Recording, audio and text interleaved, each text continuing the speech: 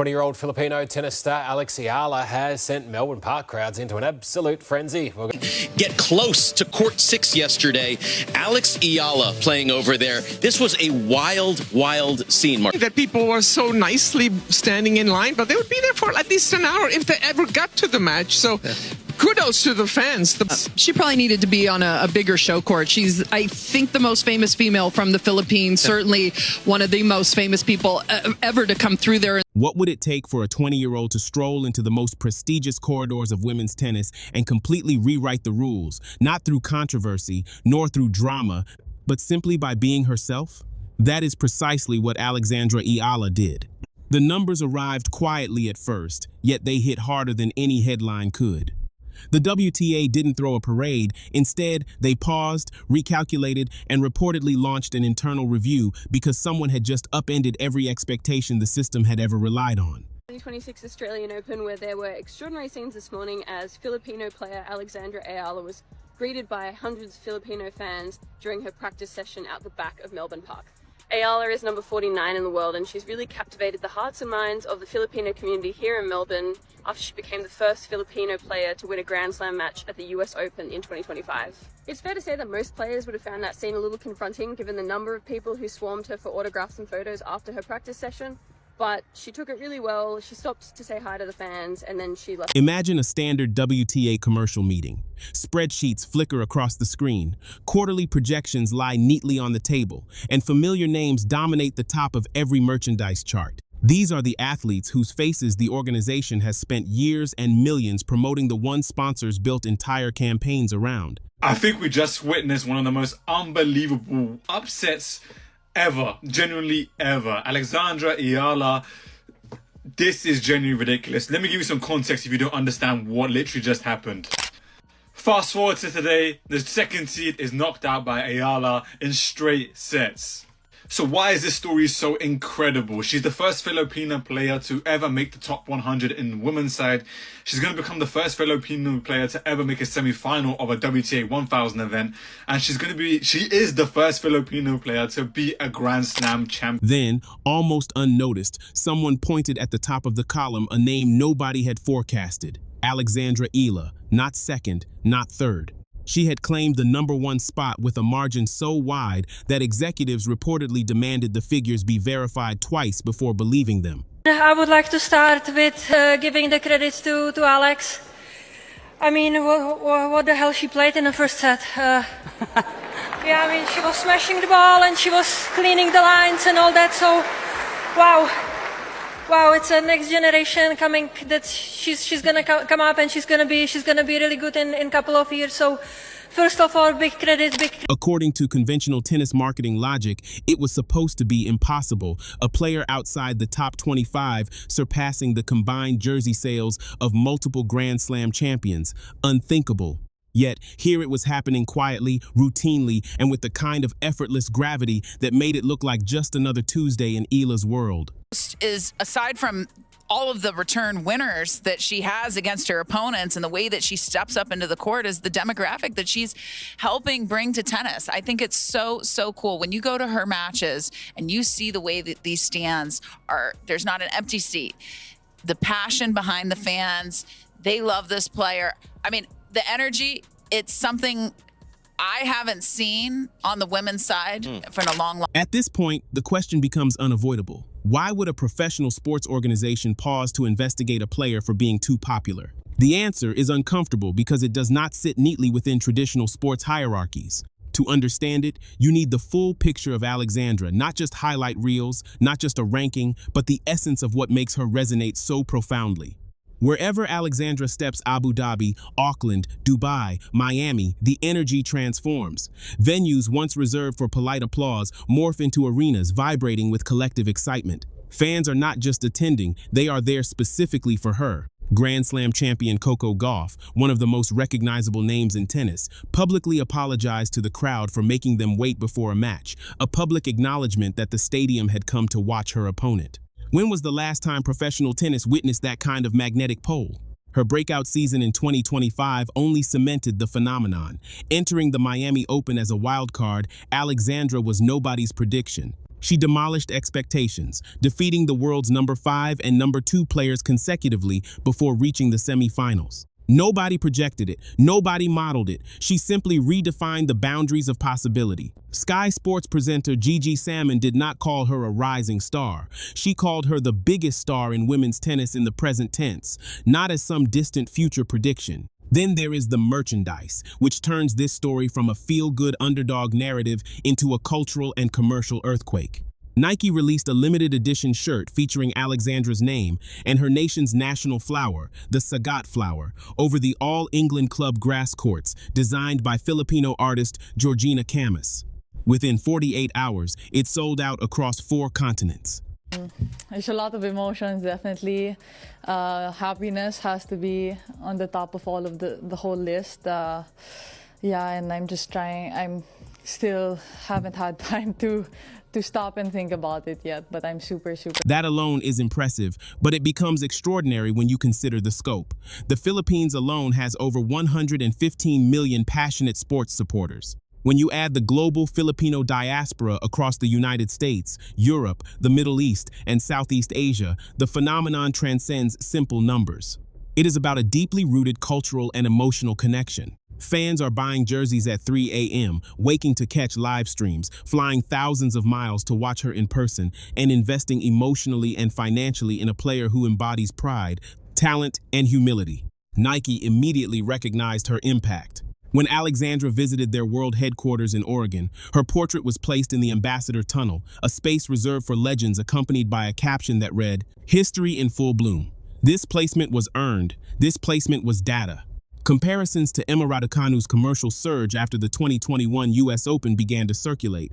Yet, Alexandra had not even won a Grand Slam, and she was already generating that level of influence. Local corporations quickly lined up. Globe Telecom, Bank of the Philippine Islands, Babolat, and other major brands recognized her as a once-in-a-generation talent. Vogue Philippines placed her on the cover. The commercial world understood immediately what they were seeing, but the institutional apparatus lagged behind. That lag, whether structural, deliberate, or otherwise, became the story. Waiting to hear from you. You looked incredibly locked in throughout that match. You let the racket do the talking, and you managed your emotions so well. Just tell us your first thoughts after that win. Oh, all the emotions are coming because the tension was so high, especially during that second set. So I'm really happy to have gotten through. She's a great opponent, obviously being top 10 and a former champion here. Inside the WTA boardrooms, the conversation reportedly didn't start with excitement. It started with discomfort. Some executives framed it as merchandising equity, debating whether Alexandra's commercial dominance, which overshadowed established stars, was a natural market force or an anomaly that needed correction. Put plainly, they questioned whether being too popular was a problem. Anyone outside that room would be astounded. The market wasn't broken. It was speaking clearly in a language the WTA's traditional playbook had never learned to read. Alexandra's appeal does not fit neatly into conventional marketing molds. It thrives on Southeast Asian fan culture, diaspora loyalty, and an extraordinary form of communal pride. Some executives wanted to manage or contain it, but once word of the internal review leaked, it became a global conversation. Screenshots, hashtags, and commentary circulated rapidly. Former players and journalists began asking the questions everyone was thinking, but few dared to voice. If Alexandra were from Western Europe, would the same scrutiny exist? If her fan base centered in Paris or London instead of Manila, would her commercial achievements even be questioned? Even scheduling decisions, such as moving her to a night session at the Dubai Championships, gained scrutiny when patterns were traced. Observers documented months of institutional responses that seemed misaligned with market reality. Media outlets ran features, social channels exploded, and Alexandra remained focused on her craft, training relentlessly for the next tournament while headlines debated her impact. There were so many fans here who were just waiting to get in. I think the organizers need to keep more in mind where the players are from and what the actual fan base is here, because there's massive Filipino audience here in Melbourne, in Australia. So keep that in mind next time you make the schedule. That everyone came out and really squeezed into that cozy court. I really appreciate it. I felt so loved, even when I was 5-2 down in the third, still felt the love. So I'm really appreciative and Yet, through all the commercial chaos and institutional hand-wringing, her humility shines. In a Vogue Philippines interview, she spoke about emulating the best of Filipino values, emphasizing character as much as her athletic accomplishments.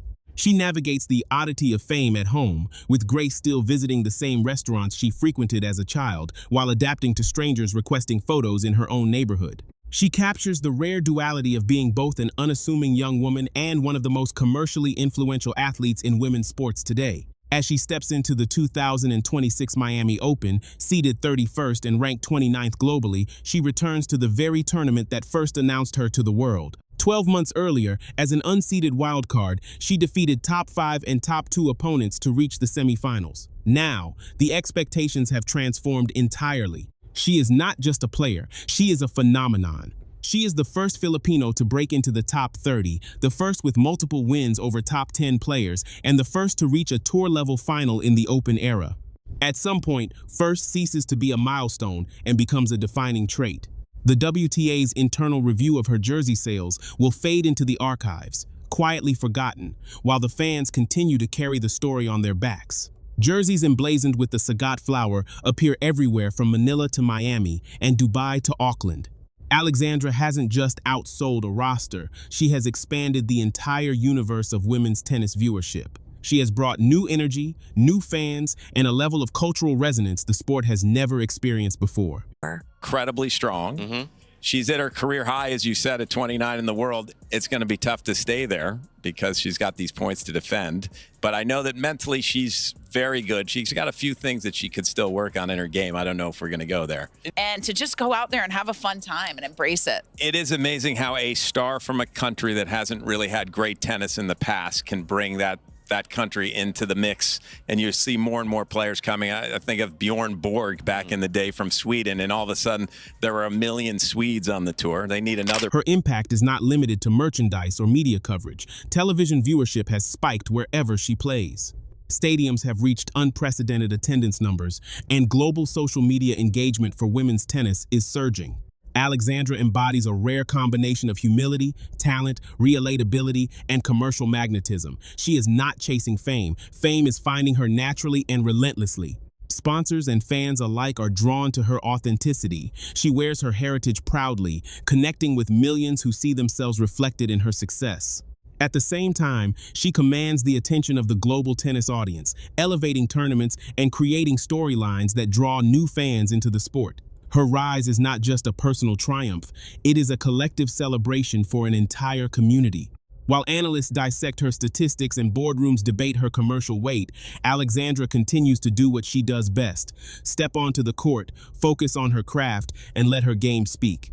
Every serve, every rally, and every decisive match serves as a statement that her journey is far from over. This is more than talent. It is influence, charisma, and a transformative presence that reshapes the WTA landscape. The question now is not whether Alexandra Eala will become a global superstar. It is how far she will take the sport, how many more hearts she will capture, and how many records she will rewrite along the way. She is not just the future of women's tennis, she is the moment alive, radiant, and unstoppable. She proves that the true measure of greatness lies not in rankings alone, but in the light she brings to the game, the fans she inspires, and the history she is writing with every step. Alexandra's comeback, we need to talk about it. She was down 1-5 in the third set, so then it went to a 10-point tiebreak. They both got to 10. Alex had 5 match points. It took her 5 match points to get the win.